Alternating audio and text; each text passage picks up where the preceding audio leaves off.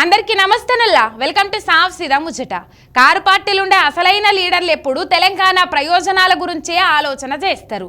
తెలంగాణ కోసమే పరితపిస్తారు. అధికారం ఉన్నా లేకున్నా ఉద్యమ నాయకుని ఎంబడే ఉంటారు. అసొంటి వాళ్ళ దాంట్లో నెంబర్ ఏకుంటాడు మాజీ మంత్రి శ్రీనివాస్ గౌడ్ అన్న. అధికార పార్టీకి సురుకులు పెట్టుట్లా అన్న స్టైలే అలాగుంటది.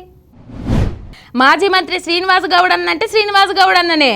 అధికార పార్టీకి కర్రు గాల్చి వాతలు పెట్టుట్లా అన్నది మంచిగా అచ్చొచ్చిన చేయి. ప్రభుత్వం వచ్చి 6 నెలల పొద్దాయే తెలంగాణలో 7 సమస్యలు ఆన్నే ఉన్నాయి. ఇంతకేం పడవ చేస్తుర్రు ఇళ్ళని గట్టిగానే అరుచుకుండు. 9 స్కెడ్యూల్ 10 స్కెడ్యూల్ ఉన్నటువంటి పరిష్కారం కాని సమస్యలను వెంటనే ప్రభుత్వం పరిష్కారం చేయాలని డిమాండ్ చేసిండు. రాష్ట్రాలు ఇడిపోయినాక హైదరాబాద్ నుండి ఆంధ్ర పబ్లిక్ నెల్లగొడతారని ప్రచారం చేసిండ్రు. కేసీఆర్ అధికారంలోకి రాగానే ఆంధ్ర ప్రజలను మస్తు మంచిగా చూసుకున్నాడని చెప్పుకొచ్చిండు. తెలంగాణ కోసం అమరులైన వాళ్ళ త్యాగాలు మర్చిపోలేని అన్నాడు. తెలంగాణ అభివృద్ధికి ఆటంకం లేకుండా ఇప్పుడున్న సర్కారు పనిచేయాలి, పబ్లిక్ ఆకాంక్షలు నెరవేర్చాలి. అంతేగాని ఎంతసేపు బురద జల్లుకుంటుంటే ఏం ఫాయిదా ఉంటుంది? మాకు రాష్ట్ర ప్రయోజనాలు తప్ప ఇంకేం పట్టాయి. కొందరికి మంచి చేసేదానికి రాష్ట్రాన్ని నిర్లక్ష్యం చేస్తే మేమైతే ఊకోమన్నాడు. మరి ఇట్లా ప్రతిపక్షం గట్టిగుంటేనే ప్రభుత్వం కూడా అంకరతోవలు పోకుండా నడుస్తుంది కదా.